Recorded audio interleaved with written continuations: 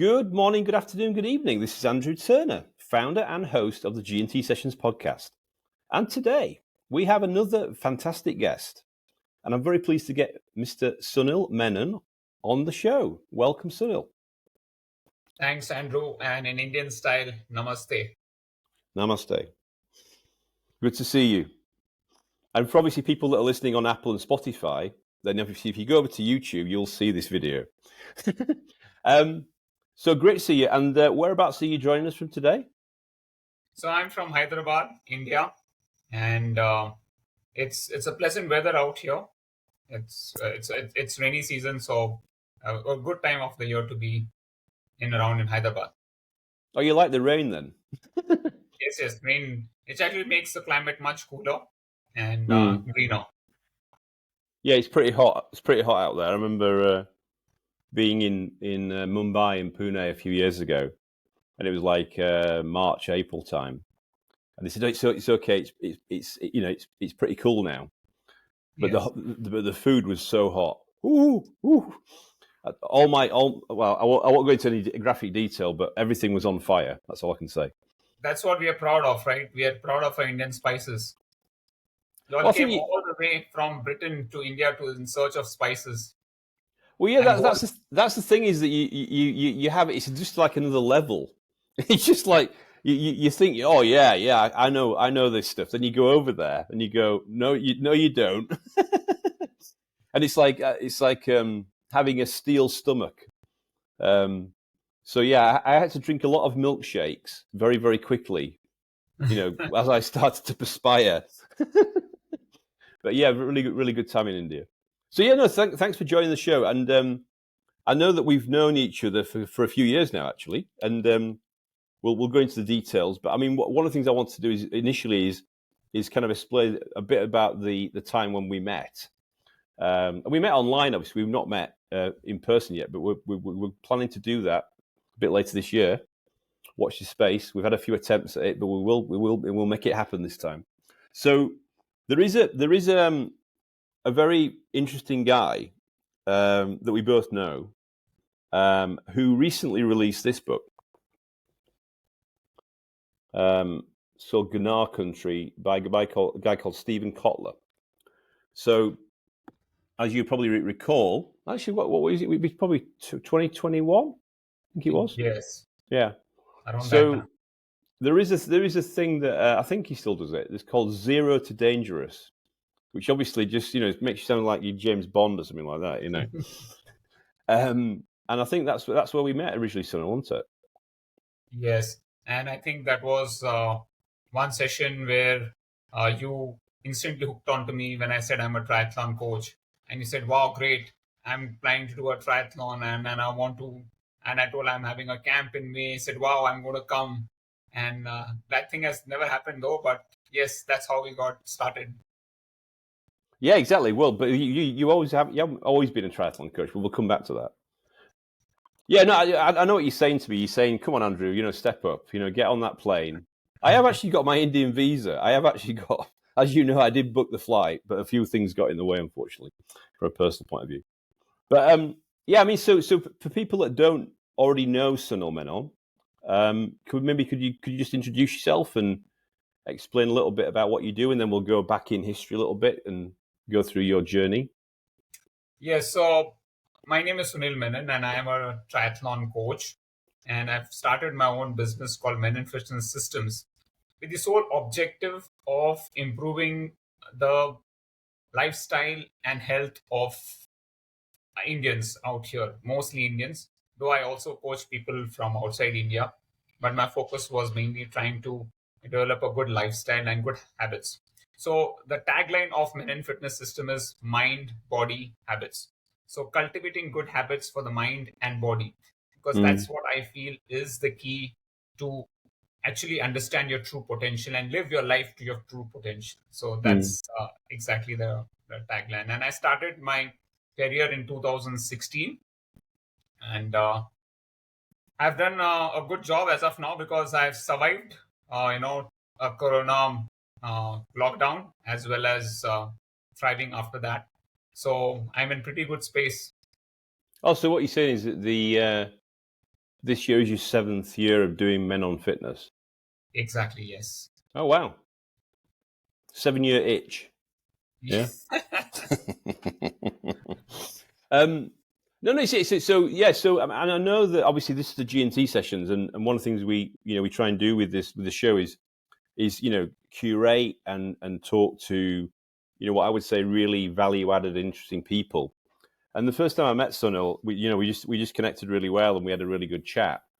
And I remember then after we'd embarked on this kind of training camp or this training camp idea, I remember you sending me, because obviously you're in India, you're a few hours ahead of where I am in the UK.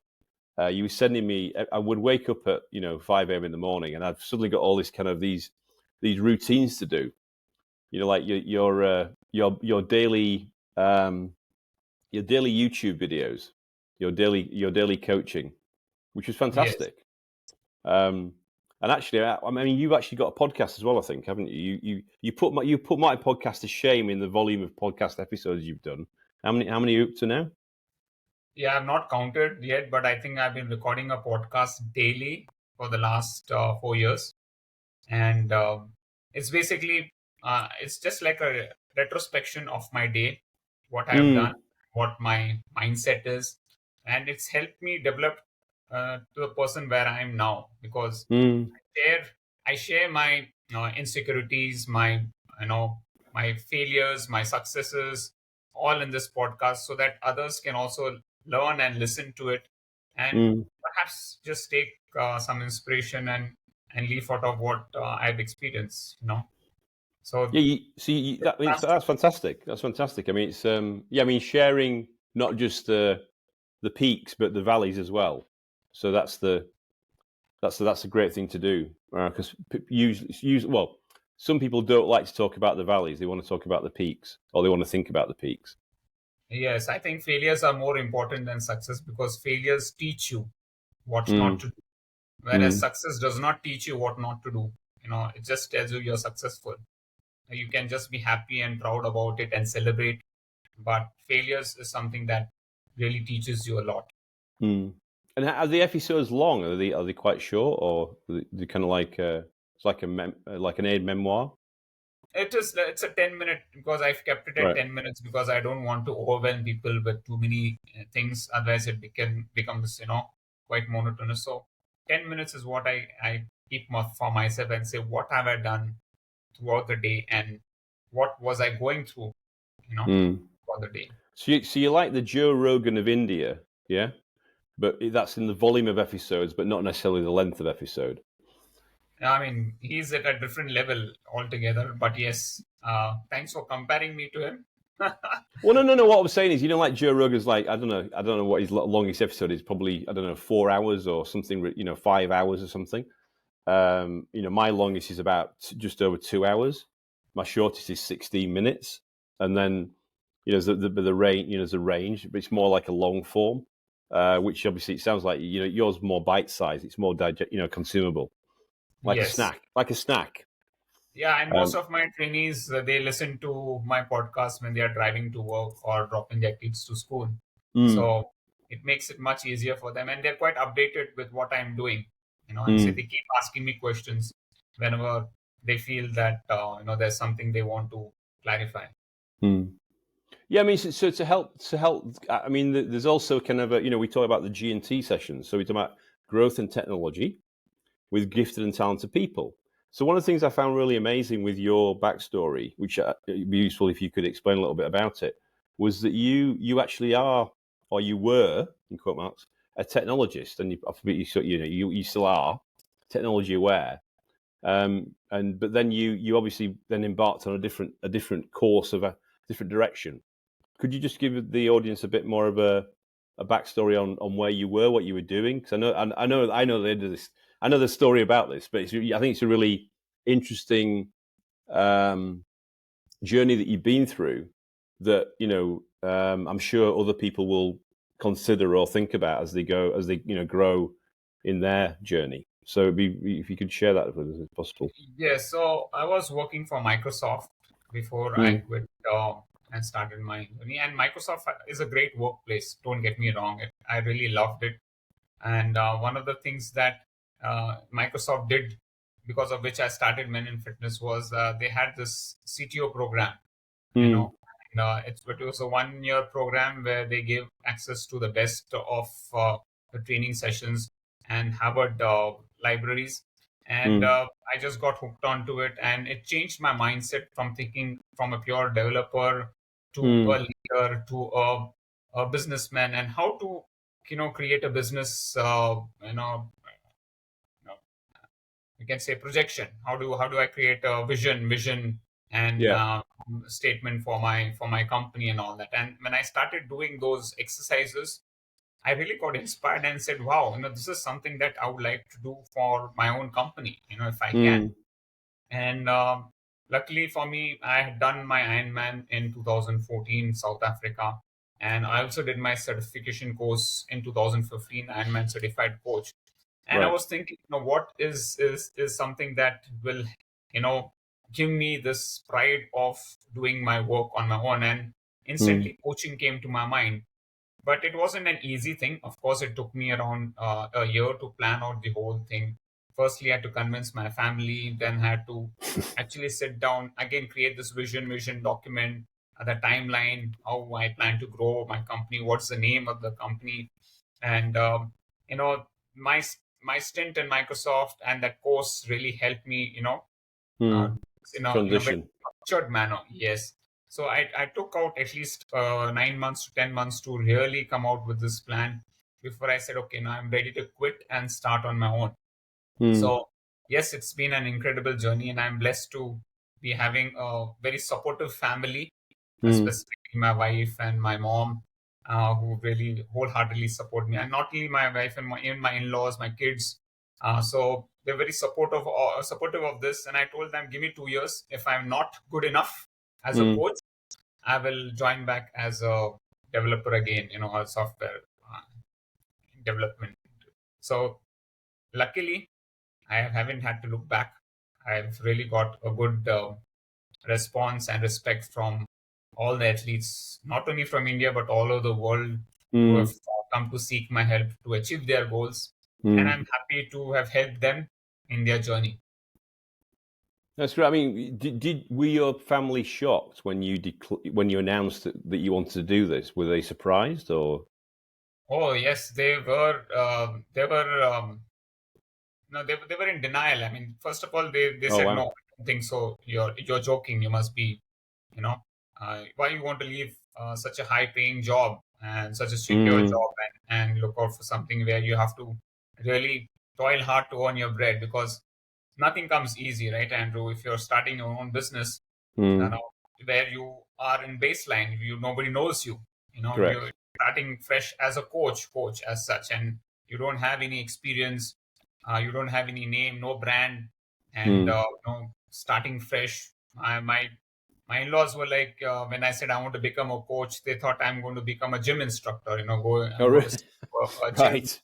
and I'm Mm. going to teach people how to lift weights and all that. And he said, why you want to go from a software to a gym instructor? I said, no, I'm not being a gym instructor. I'm going to be a coach, where I coach people in swimming, cycling, and running. Mm. So yes, that mindset of a coach is still not there in India, but it's surely developing. Mm. Because what you're saying is that their frame of reference is that what you were doing was successful, and why would you want to change? Yeah. So change is important, because I always feel that you have to come out of your comfort zone. Anything that makes you uncomfortable is Mm. what I feel makes you grow personally. And even in my podcast, I tell every day, what is something that I need to do which is not comfortable. I'm not comfortable doing it, but Mm. will make me grow. Yeah. And this is one such big leap that I took. I said, if I want to grow, if I stay in the IT, how is my growth rate compared to something that I am Mm. not completely aware of? It's an unknown, right? We are Mm. always scared of unknowns. But if you want to grow, you should not Mm. fear the unknown. You should not get scared of things. Embrace it. Yeah. Do it. Mm. So what you're saying is that your background, your origin story was you were actually a technical person, a software developer. Yeah, so you worked on Microsoft, building Microsoft products based in India. Yes. Wow. That's what brought me to Hyderabad. So, and I'm in love with this place. And yeah, I've met incredible people in Microsoft. My first introduction to Ironman and triathlon was through Microsoft, because I met Okay. a lot of expats who had come from US, Israel, other places to India, and I would cycle with them. And then they told me, there's something called a swim, bike, and run. And I was like, wow, there's something like this. I didn't even know about it. And, Right. And that's that culminated in you doing your first Ironman in South Africa, you said, yeah? Yeah, but before that, I did a half Ironman in Sri Lanka. Okay. And the best part was that I have never done open water swim ever in my life. And 2 days before I reached Sri Lanka, 2 days before the Ironman, and I'm looking at the ocean, and I see the buoys put out there, and I say, my God, I have to swim that far. I've never swam ever in my life open water. And so a good friend of mine, Amit, was also with me, Amit Samarth, and we both were scared. I went 50 meters and I couldn't see the floor, of the ocean. And usually in the pool, you can see the floor of. Are you scared of the depth? You said that Yes, of how I deep put it was going to my be. foot down, and I came back and I said, I don't think so. This is, happening. This is really tough. But then he said, don't worry, I'm standing here. You just swim, at least 100, 200 meters, and then come back. If in case there's anything, I'll shout for help. So my first open water swim was a day before my half Ironman. Wow. So, yes, and when people tell me they're scared of open water, I give them my example. I said, wow, at least you got chance to do open water sessions before Ironman. When I went, I thought it was just, and we were quite ignorant. So it's not that I did a great thing. It was all ignorance, and it was really stupid, I would say. But high risk. Yes, Yeah. high risk. It was high risk, but somehow I managed to, do my half Ironman. But then I learned my lesson. I said, no, this is not the way to actually train and do things. You have to be a little more smarter. So for people that don't know about Ironmans, what's the distance involved in a half Ironman? What do you have to swim, bike, and run for that?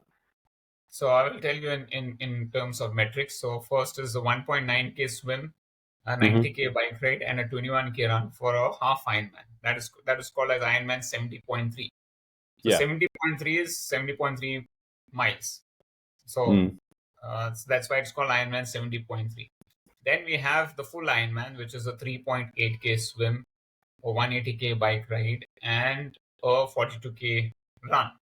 So that is called a full Ironman distance. Wow. So, yeah, I mean, it's interesting. I mean, I haven't done an Ironman yet, but as you know, I did enter the Goa event last year, but obviously didn't make it. But the amazing thing is that there's an episode I recently published with Chinoa Farnsworth, who, when I was in Hawaii, and actually I think you know this anyway, I was actually in Kona, so I was on Big Island. Yes. The week when it was the World Championships. So because I think, is that again, sorry? You sent me the pictures of it. Yeah, that's right. Yeah, I mean, it's and that was amazing. I mean, because there'd been some delays because of the, that big P word.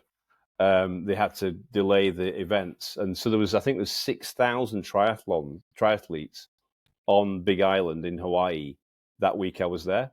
It was absolutely amazing. And I actually did this is the thing that you remember, when you do the what do you call it, the transition, from, I think, it was from bike to running, I think it was.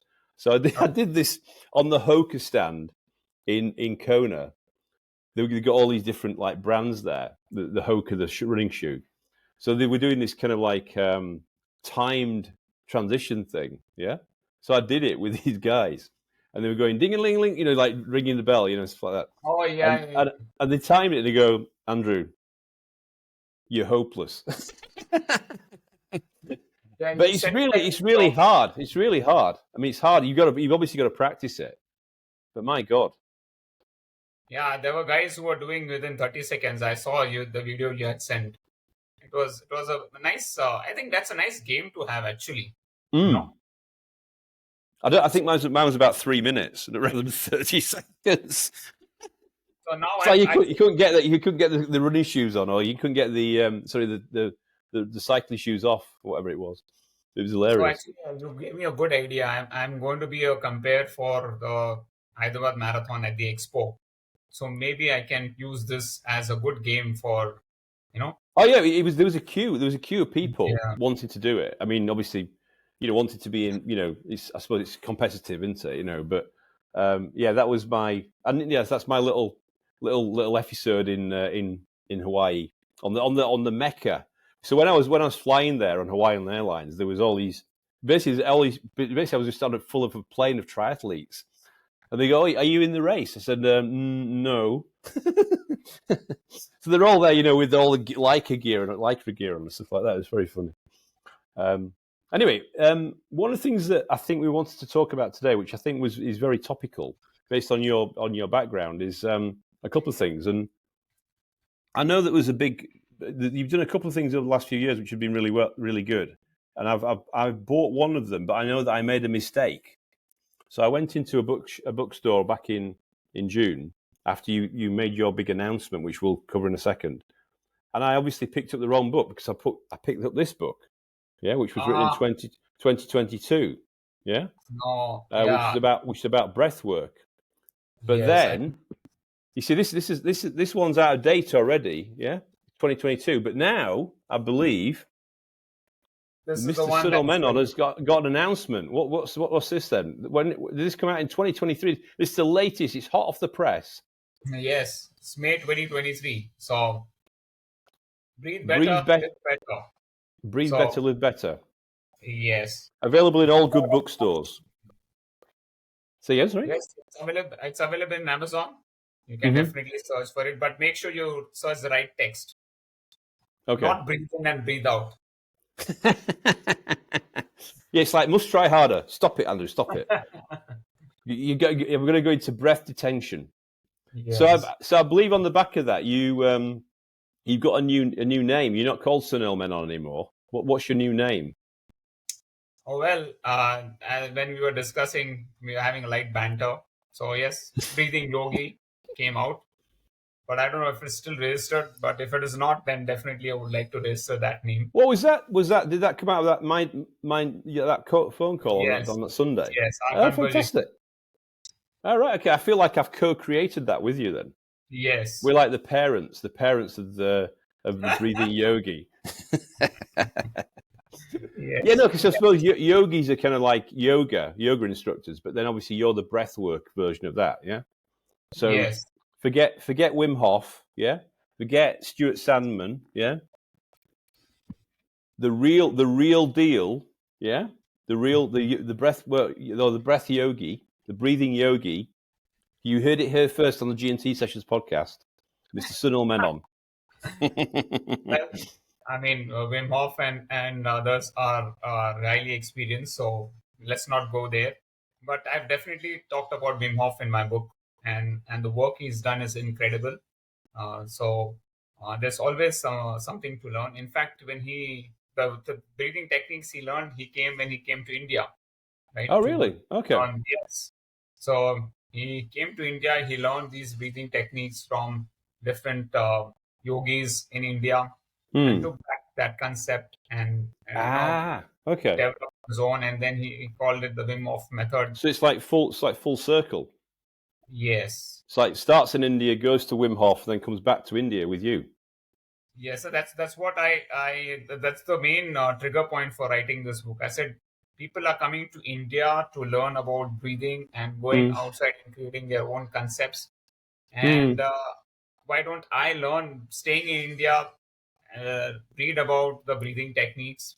Perhaps if you feel that something is good enough, write a book and then share it with people across everyone. So we've even got Neeraj Nayak, if you know Neeraj Nayak, who does Soma breathing, right? So I've mentioned about him also in the book. Again, he also he came to India, he learned the breathing techniques from a yogi. Right. And mixed and matched his techniques, and then he created the Soma breathing technique along with some music and all that stuff. Right. So Right. So yeah. have we got the Menon method then now? So I have the Menon method, but it is more like it's a rhythmic breathing. I always call it as rhythmic breathing because I always believe that if anything is done in rhythm, it's always going to be more beneficial than when it is out of sync. So I've created this concept of 4:5 breathing, 4 steps of inhalation and 5 steps of exhalation. Many people Okay. talk about 2:2 breathing and 2:3 and all, but I give more importance to 4:5 and longer exhalation. And that's because I feel if you train in an aerobic zone, it's very difficult to run fast with 4:5 breathing. Right. You will be always be in your aerobic zone when you're doing a 4:5. Right. Okay. And I feel breathing is a much better way to make sure that you are in an aerobic zone rather than checking your heart rate, because your Right. heart Okay. rate can fluctuate based on the weather, based on the terrain, based on whether you slept well or didn't you sleep well. But your breathing technique will not change or fluctuate as much. Okay. So there will be the heart rate variance will be wider based on those Yes, different factors. But then you said the breath should be more consistent. more consistent, and you will exactly know what pace to keep on that day. So you don't have to worry about using devices to tell you what you're doing, how you're doing. If you're Right. able to Okay. keep 4:5 breathing, you are well in your aerobic zone. Okay. Yeah, no. So I mean, I suppose one of the things I was going to say to you, because this is your second book, though, isn't it? I mean, you wrote a book a few years ago, which I actually do have on my bookshelf, just for the avoidance of doubt, not physically here today. So there was. Could you just explain a little bit about the trigger for the previous book, and then explain the trigger for this book as well? Is it? Yeah. So again, the main objective of writing the book, I always believe, is to master what you're doing. If you want to learn something, you can read about it and learn it. But if you want to master something, it's better you write a book. That is a perfect segue. You know what? You never guess what I've got in my bag, right? And you probably know this book. Yes. There you go. Yeah. So if you want to master something, you have to. I believe that you have to write a book, because what happens is when you write a book, you start having different questions in your mind. What about this? What about, you start thinking from the reader's perspective or people who are inquisitive. Oh, I've not talked about this. I have not touched on this topic. So you start actually thinking in terms of other people rather than what knowledge you have. Because what knowledge you think have, about through the eyes of the reader. exactly. What knowledge you have might not be sufficient. So that's the reason I wrote this book of Fuel Your Body Naturally. Another reason for writing this book is because I felt people were going into a lot of artificial colors, favors, and other stuff, leaving behind what nature provides us with, right? And what's just for clear? It's called Fuel Your Body Naturally. That's the book, and you wrote it with a doctor. Is that right? Yes, I wrote with an Ayurvedic doctor. So basically, what we tried to do was to understand the body type based on the Ayurvedic body types, Vata, Pitta, Kapha, and try to find what are the optimum nutrition for a specific body type. Okay. So based on your body type, your nutrition will suit you or not suit you. For example, let's say potato. For example, simple thing like potato, it can suit me, but it cannot suit you. It can make your gut bloaty. You might feel bloated after some time. So that means that food is not suiting you. So every person is different, and you cannot say, okay, use this for everything. So there's no silver bullet to it. So trying to understand your body and trying to understand what fuel sources is going to help you give you your optimum performance is something that, and that's because the kind of the gut biome is different in different people. Exactly, the gut biome is different. But if you see our gels and other stuff, they are pretty much in the same thing. They have fructose, okay, They are high fructose, and they have maltodextrin, which is pretty common, and it does not suit everybody. You know, it can cause GI issues to certain people. Oh, And then glycemic index, yeah, okay. Yeah, so many people are stuck, and many people also are have high sugar levels. They're diabetic, or they have hypertension. So how do you cater to those people? So a gel will not suit a person who is diabetic. Oh, you mean like a gel you take for energy gel kind of thing? You think? Yes, the energy gel. Right. Yeah. Okay. So you need something like a high resistance starch. So banana powder. Raw banana powder. It's a high resistance starch. Very simple, but very effective. So was the hypothesis around writing the first book about fueling your body naturally? Was that based on your training regime and the stuff you were doing with the Ironmans? Is that what drove you down that route, or was it generally? Yes. So the basic objective was again, to tell people that you need not go with unnatural sources, but go with natural sources and still get optimum performance without trying to, break your. So don't believe the hype of all these alleged products that are going to boost your performance, but potentially the origin of those products are not what they should be. Yes, exactly.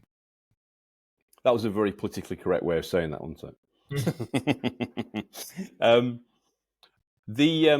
So yeah, I've read that book, and I know you tried to test me on it the other week, and obviously I failed because you're the guru.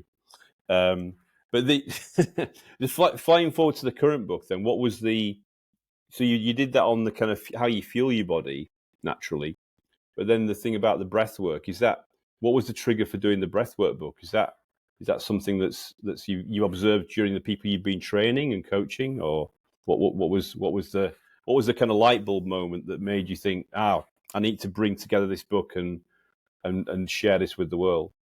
So I had done this certification from Buteyko Center. I had done Buteyko breathing, and I was a certified breathing instructor there. And I was quite inquisitive about, people who asking me, how do I control my heart rate? My heart rate is shooting too high. How do I know that I'm in the safe zone? What do I do? And I was reading a lot about nasal breathing. Then I read James Nestor's book on breath. And there were a lot of books on breathing, and there were a lot of books that were talking about nasal breathing. And so I said, wow, that's a good thing to have. But I wasn't satisfied with what answers they gave. I felt, okay, there's little more to it. There was no specific steps to achieve certain things. Like people talked about resonance breathing, they talked about other types of breathing, but never explained as to how do I implement that in running or in cycling or sports. Right. So it's the kind of the bridge between, rather than just writing a generic breath book, it's actually how do you map it into sports that you may be doing. Okay. Yes, and so I thought, okay, let me research on various breathing techniques around the world. Why only India? So I read about the yogic breathing methods, and when I read about the yogic breathing methods, every site or everything had a different opinion about how to do it. So I said, okay, let me put in the exact steps. Right. So if you see in my book, I have given exact steps how to do pranayama, how to do Bhastrika, how to do a certain thing. Okay. Then I went into the Tao breathing methods, the Chinese breathing methods, and again, it was like overwhelming with information. So many breathing techniques, so many things, and I said, okay, let me just break it down into simplistic embryonic breathing, other types of breathing, and explain it in a way which people can understand and practice also. Yeah. Then the Tibetan breathing methods. And then what interested me more was about the Russian breathing methods. I wasn't aware that Russians also had practiced different types of breathing methods. So I really liked that breathing method for using for, strength training, how to focus on, because most of the times if you see when you're doing any kind of weightlifting, you're actually holding your breath. Yes. And then doing it. But, You got to breathe. But that puts a lot of stress in your heart. Yeah. So Yeah. you should be knowing when to inhale and exhale during Mm. your eccentric motion or the concentric motion. So the Russian breathing methods actually, it talked about these things which I really like. And then of Yeah, course, I was doing my just a segue on that one. So you probably know how to do a Russian press up. okay, Do you know that? Do you know how to do that? no. So I've done CrossFit, and boy oh boy is that intense. Especially the circuits you do and stuff like that. And you're lifting, it's strength training, but they do this Russian press up where you kind of like you start backwards and then you go forwards, and it's wild. It's absolutely wild because you actually, and then you end up doing Russian press ups, then you do burpees, star jumps, then strength training, like clean and jerk. So it's absolutely insane. But I would highly recommend it. but yeah, to your point, I think when you do strength training, you spot on. You kind of like tense your body because you're trying to put all your strength into it, and then you forget about breathing, don't you? Exactly. So I think there's some, and obviously the Russian heritage is been very, very good at strength training and kettlebells and all the Olympic stuff they did as well, isn't it? So there's some. What you're saying is you found some really interesting insights from the Russian breathing. Okay, cool. Yes, and I put it down. I broke it down into a very nice, meaningful way so that people can implement it in their own strength training. And then, of course, I was also looking for CrossFit guys how they are doing. One was Rich Froning, how he was doing his breathing. So the ladder, he has this ladder breathing where he, with he controls his breath and then he does his exercises and then how's his recovery. So that was also an interesting aspect. Then of course I explored about Wim Hof, Neeraj Nayak, different breathing. So I wanted to cover the entire base of breathing and give my opinion, my experience. So I also enrolled into the Wim Hof breathing myself. Okay. And yes, I did that. It was an online course. And I understood that the Wim Hof method will be applicable or useful only if you have a cold, shower or if you have a what, sorry, a cold shower, really? yes, yeah, it is a combination. It is not only breathing because when I was in India, I was trying to do the Wim Hof method, which was where in Hyderabad I don't have access to ice water at all. It's too hot. Yeah. Yes, so it wasn't working for me. Right. That's the next selfie. You see, the next selfie, Sunil, is basically you in an ice bath. Yeah. In Hyderabad. I'll have to, create an ice bath for myself to actually do that. So, these are different learnings. You get to know only through experience. So I even enrolled for Neeraj Naik's course and do that through Mind Valley. I did that course. So I wanted to experience these breathing techniques to really understand what it is. Then DMT breathing is there. It's very similar to Neeraj Naik's breathing technique. So holotropic breathing is there. So all these different breathing techniques. So it's like a master. It's like a master of all the different techniques. So you can pick the one that might be more more aligned to what you want to do. So I know that you mentioned also. I suppose one question before we go to that was box breathing. Like the U.S. Navy SEAL kind of military special ops kind of thing. What any view on that?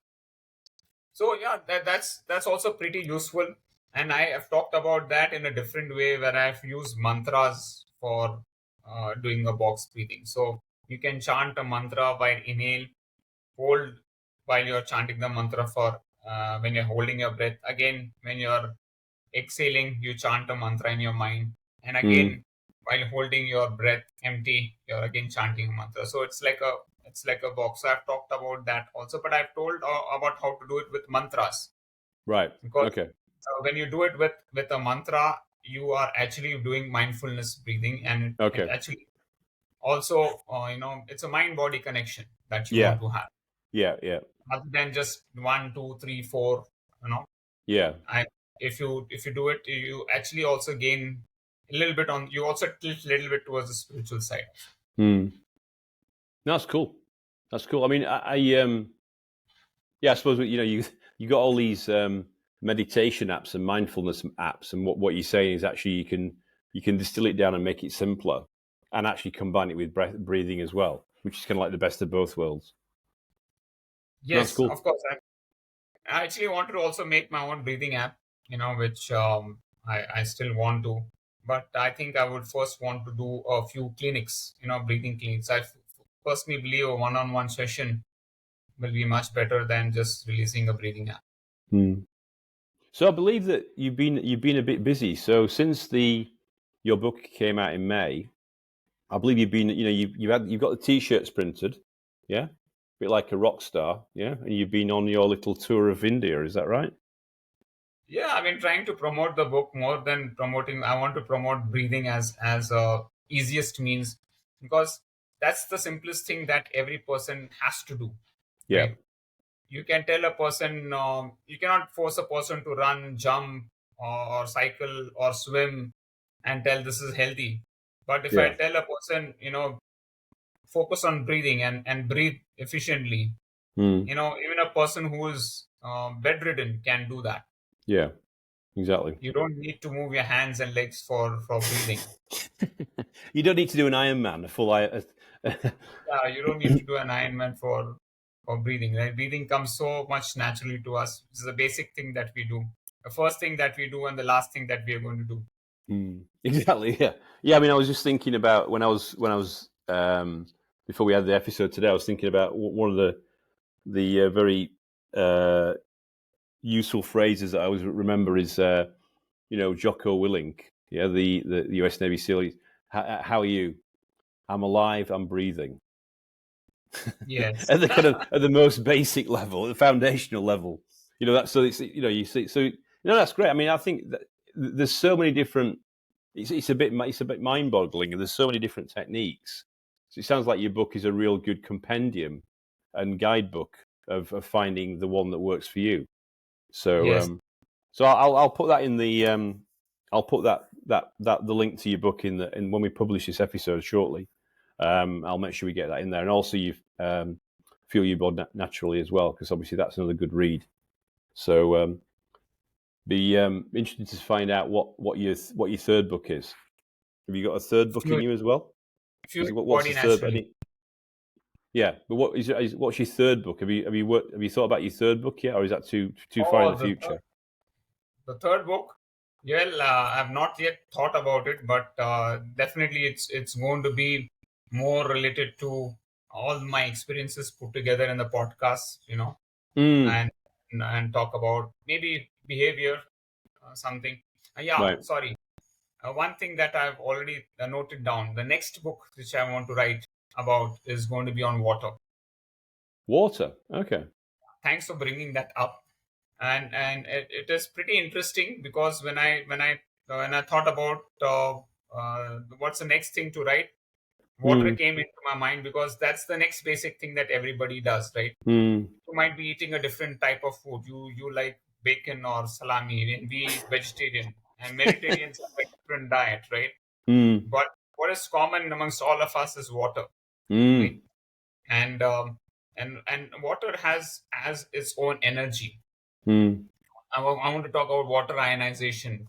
I want to talk about the different things that are there in water, the minerals in water, what different types of waters do for us. So yeah, there's a lot of science behind water.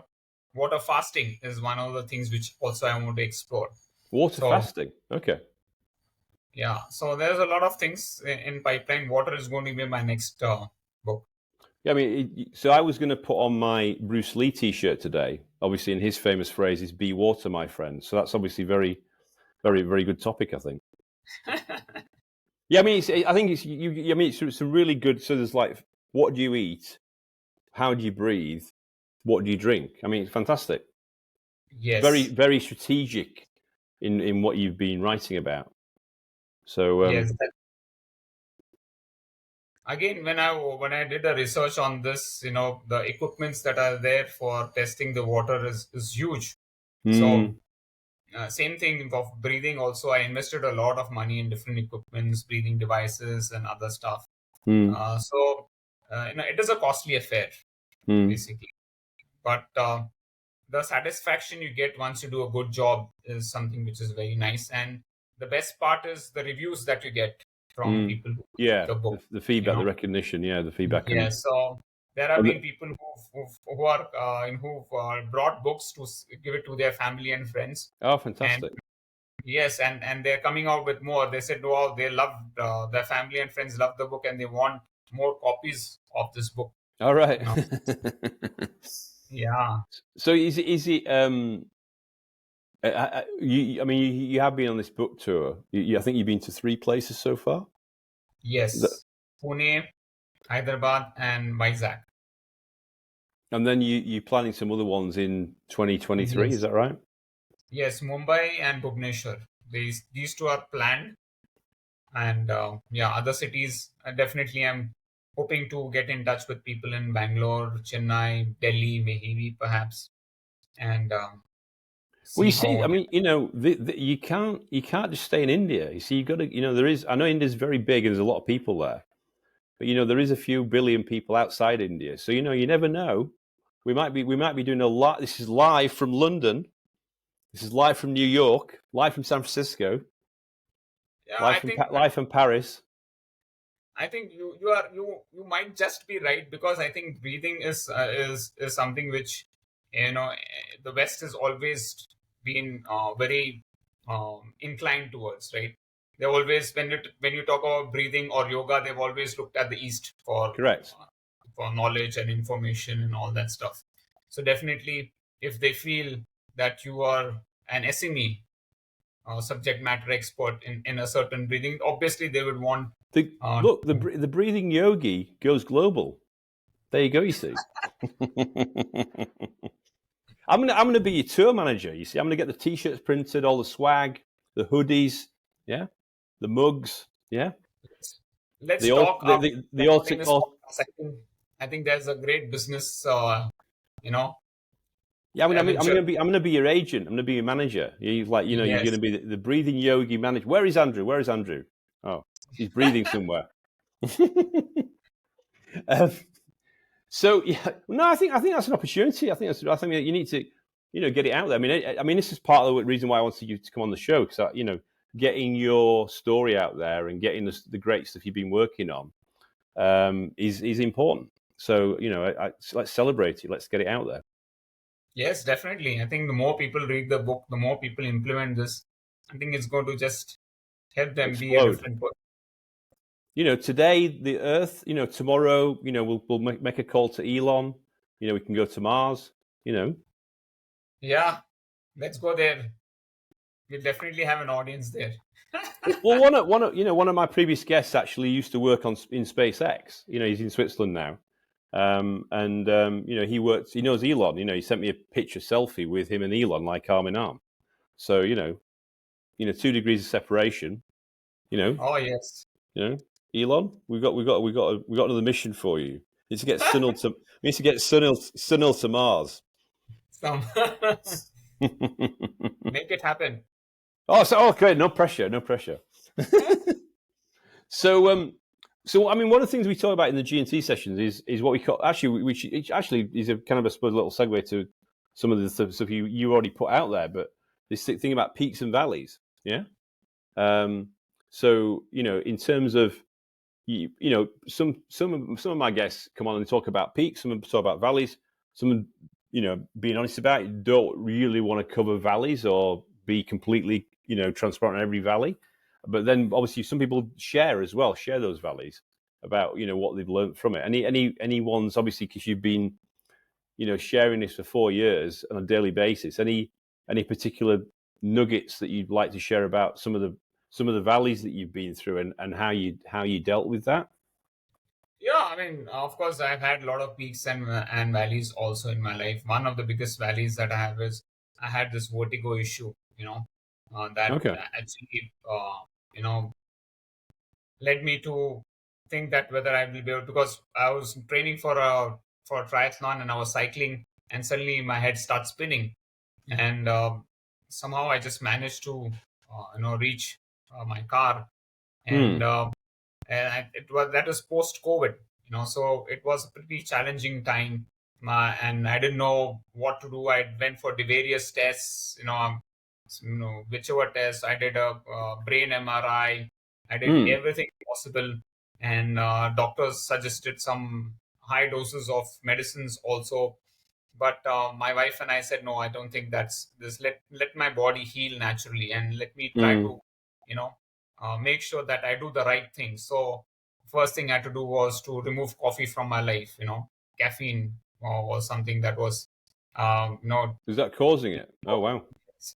And of course, those valleys really helped me, understand my body more, and understand, how fragile we are actually in this Right. world. Anything can impact you and just take you. You have a plan until some other universe, till the universe has another plan for you, right? And suddenly you're thrown in a different curve altogether. So there was times when I couldn't even look at the laptop, and my head would just spin. I would just lie down for Oh really? 4 to 5 hours. Wow. Yes, and I couldn't do anything. So you like lightheaded? You were kind of like lightheaded, and you were kind of disorientated. Yes, disoriented to the core, that I could not even see my mobile and reply to messages. So yes, those were challenging times. Even I've gone through these challenging times even when I was coaching people. So I had to go for swim sessions where I'm telling people how to swim, and giving them strokes, guiding them, and my head is still spinning. Wow. But I'm standing there like rock solid, trying to tell them, because one thing I always tell people is, if you have to show up, I always believe that the most important thing that you can do is to show up. Right. You might not be able to perform at your 100%, but the fact that you've shown up, you're there for the people be present, who matter to you the most. I think that is something that is there. So I've learned a lot from being committed to what I promised. Right. Yeah. Irrespective of what my current situation is. Okay. And that's only made me stronger and wiser. So yeah, I love to talk about. It's like a principle. It's like a principle and a kind of a discipline. Yes. And one more thing, my first Ironman that I did in Zurich was in Zurich in 2013. That was a DNF. I had cramps, and that was, again, I was self-coached. I knew hardly anything about. You had deep vein thrombosis. No. I had cramps. I didn't have deep vein thrombosis. Okay. Cramps. So I was completely blown off, and my kids were there. They were tracking me. My son was cycling in the society, thinking that if he cycles, I will move forward. So it was a very big emotional point for me. And I told that, when I came back, I could have quit, or I could have tried once more, So I told my wife, I'm going to do Ironman again. And I want to do it because I want to tell my kids that failure is not the end of the story. You might fail, but you should not stop trying. And, Yeah. And I that's how I did South Africa. And when I did South Africa, I told my wife that we're going to go together. I took my family for the first time abroad. Okay. I took them to South Africa. Yes, I took them to South Africa. They'd never been outside India before. They'd never been outside India. Yes, they've never been outside India before. And then I took them. They enjoyed the first 4-5 days when I was, in Port Elizabeth. They went to the different national parks and all that, and they were there at the finish line when I finished my Ironman. So I think that was one of the best moments for me. So peaks and valleys, they actually go together. I don't think you can separate them. Interesting. Yeah, that's a really good story. I mean, the on the bit about the cramps, did you find out why that was called? Was that kind of under training or under stretching, or what? No. I think number one, it was overtraining. Number two, overtraining. I think I was overhydrating. Oh, really? Now, Oh, wow. yes, I was overhydrating, because of which the sodium level went down, Right. and I started cramping. So of course I learned from mistake. That's how I Mm. actually, that's also triggered me to do Ironman certification. Okay. Right. So you see, the valleys Mm. actually lead to the peaks. Yeah. It's like a trigger, isn't it? It's like it's a learning. Yeah. Yeah, Interesting. Yeah, because it's so if you become an Ironman coach, then I presume you go through all the conditions that could affect the trainee effectively, or the coach, the exactly. person you're coaching. Right. Okay. So Fascinating. if I have not, if I had completed my Ironman Zurich successfully, I Mm. don't think I would have become a coach. Oh, right. Okay. Oh, wow. Yeah, Wow. because I would have been successful. That would have Yeah, been yeah. good for You can like tick it like a bucket list. Tick. I've done that. Yeah, I just ticked off of it. Why would I even do certification coach in coaching to really understand where I was going wrong? I wanted to Mm. actually, That's fascinating. learn That's about fascinating. what's the right way to train, and that's how I became a coach. Mm. And because I became a coach, I thought, wow, I can start my own business. So you Wow. see, the failure Mm. led to Wow. a That's somewhere. fantastic. That's fantastic. Yeah. How? Just a quick question. The on when you got those cramps, what part of the triathlon was it? Was it the last? Was it the run, or was it this bike, or was it? No, it was the bike. Oh, It was was the it? bike. Yeah, it was the bike leg.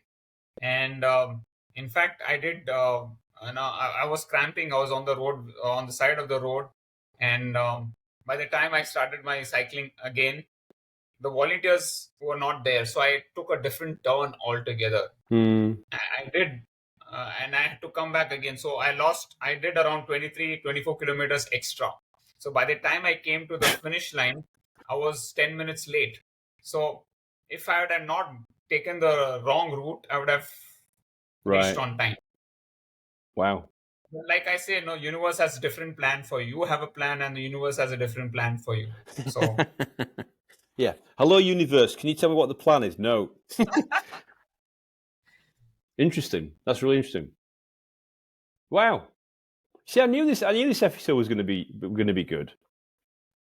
You're a yes, you're a fountain of knowledge, Mr. Menon. you are a master of trying to get in the right information. Am I? I'm like a magpie going Yes, out and seeking all these information jewels and bringing them onto the podcast show. Yeah, exactly. Well, no, I mean, but the thing is that people are gonna.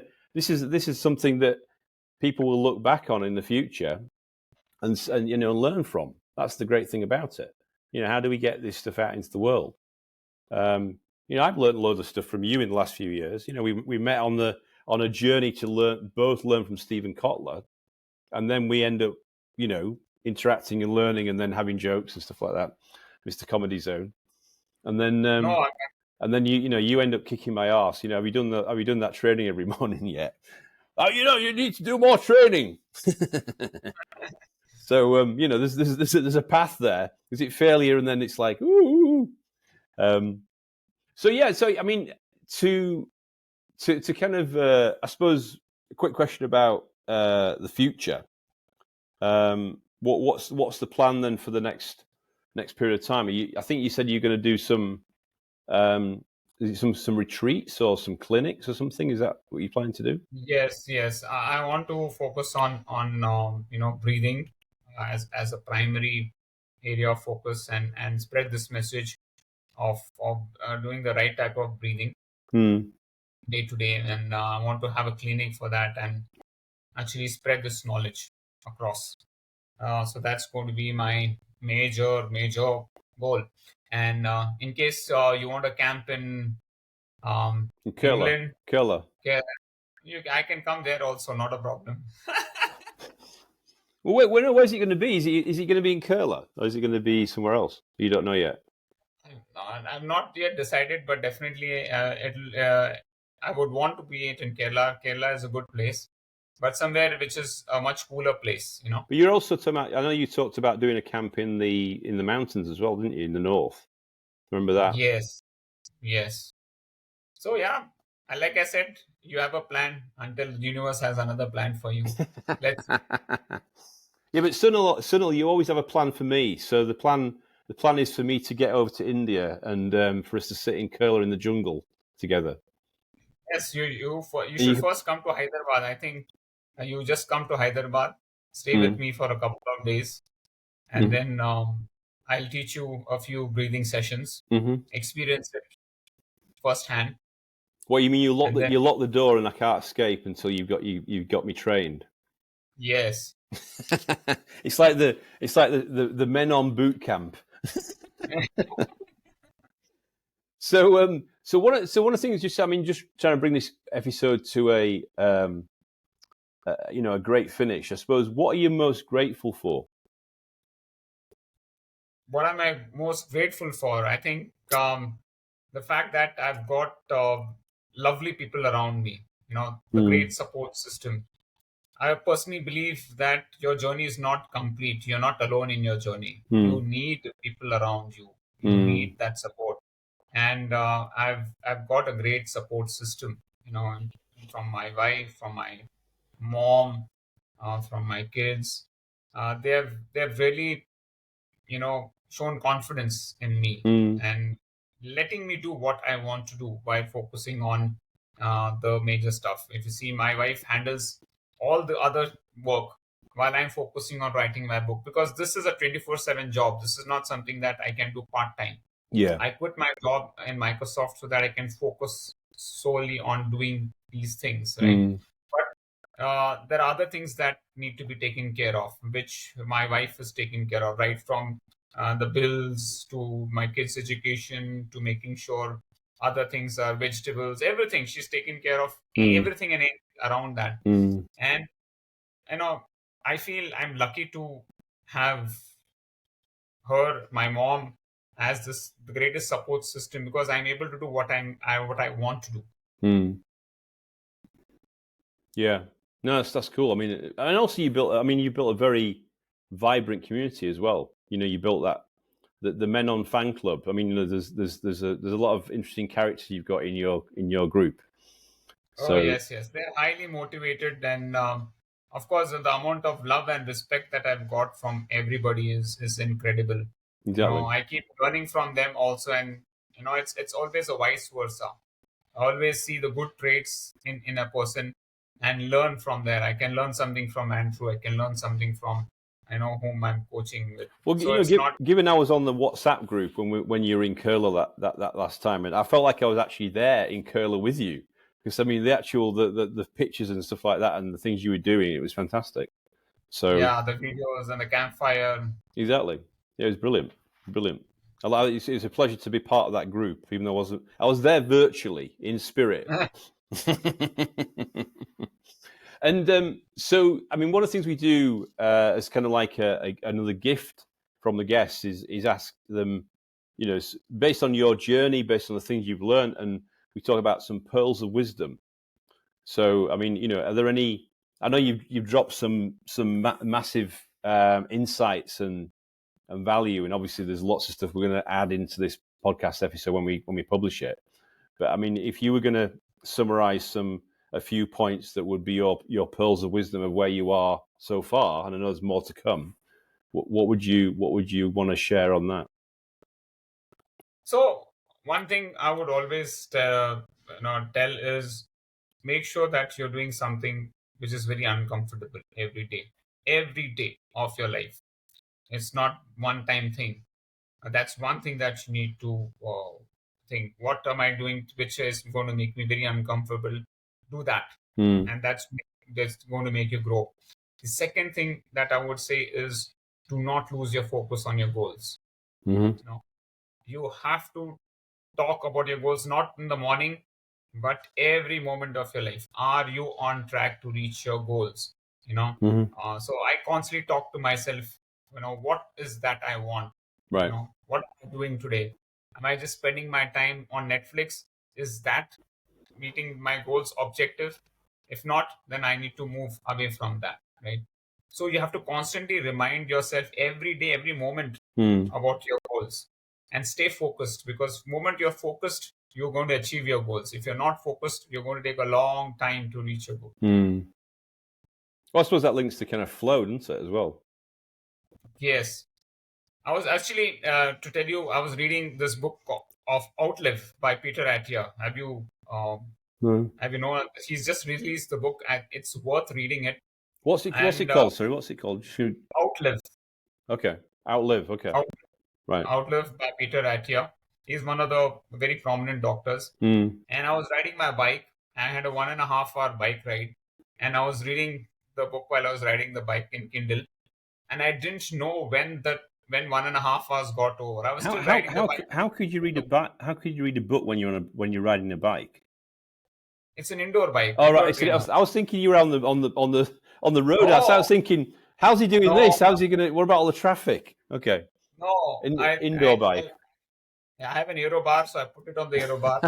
And indoor, I thought you were going to say you were listening to it on Audible or something like that. That's. No. I was actually reading, and I didn't know how time went by. And that time I realized, wow, if a book is interesting and it takes you to a different world altogether. Yeah. And I think you immerse yourself in it. Yeah. Yes. So sorry. So I rudely interrupted you then when you were giving your pearls of wisdom, wasn't there? So you got the goals. You got also about the what was the first one? Making yourself uncomfortable, being uncomfortable. Yeah, those are the big two. Right? Any other ones that are out there? And I always remain unattached. I think that's one of the things which is very, very important. Remain unattached to everything around you. What is that? What do you mean by that? And what would you? Remaining unattached means, even if you write a book or you write anything, you become emotionally attached to it. And you shut yourself from advices or things that can enhance yourself. Right. Or you're attached to a certain idea. And when you, like, say, when I have an idea and I tell my idea to you, and you shut it down, or you say, no, I think this is another idea. But then what I do is, because I'm attached to that idea, I try to justify it. Yeah, justify it and try to say why my idea is better than yours. Right. Because you're attached to it. That's the ego. Is the ego play there? Yes, and same thing when you're attached to your family or other things. When you're attached to it, you become possessive. And you want them to do things you want them to do, not right. What you want to. You don't want them to be themselves. Okay. Right. So I have always noticed that when you too attached to a person, you want them to do things which you like, not which they like to do. Right. And that creates conflict. So remaining unattached to things around you liberates you from a lot of mess and stress. That's fantastic. I love that one. That's fantastic. Yeah. So let people be what they are. Let people criticize you. Let people, talk to you. Listen to them. When you are unattached to anything, you are able to listen to them. If you're attached to something, you're not listening. You're closed. Yeah.